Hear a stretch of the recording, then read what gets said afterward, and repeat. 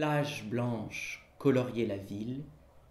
Page blanche, colorier la vie. Donc, je suis Éric Cassard, architecte et créateur de l'atelier d'architecture, d'urbanisme et de design Arc & Spaces.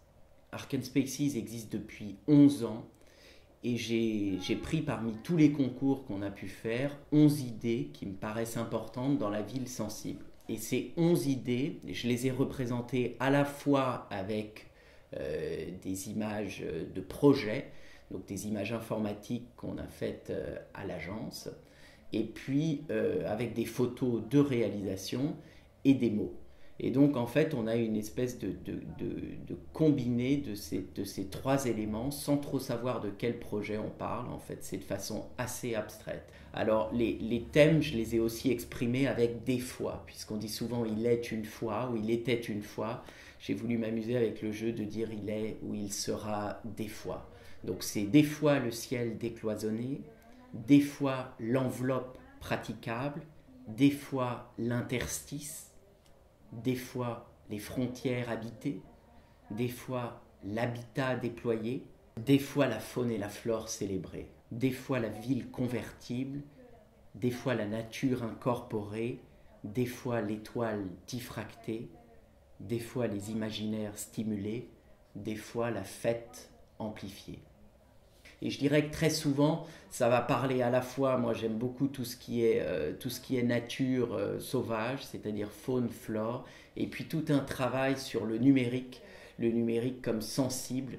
Donc par exemple, dans creuser le réel, qu'est-ce que ça veut dire? Ça veut dire qu'aujourd'hui, avec le numérique, finalement, on va pouvoir montrer ou produire de nouvelles couches de réalité. Si je prends un portable, que je regarde un immeuble, je vais peut-être pouvoir avoir des informations historiques dessus, ou si un appartement est à vendre, ou alors si je regarde la ville, je vais pouvoir savoir peut-être quelles personnes sont là, quelles sont les dépenses énergétiques. Et on voit bien qu'en fait, c'est de la réalité augmentée, c'est-à-dire on voit plus. Alors soit on voit des choses qui existent, soit au contraire, on produit des choses nouvelles, des strates de réalité.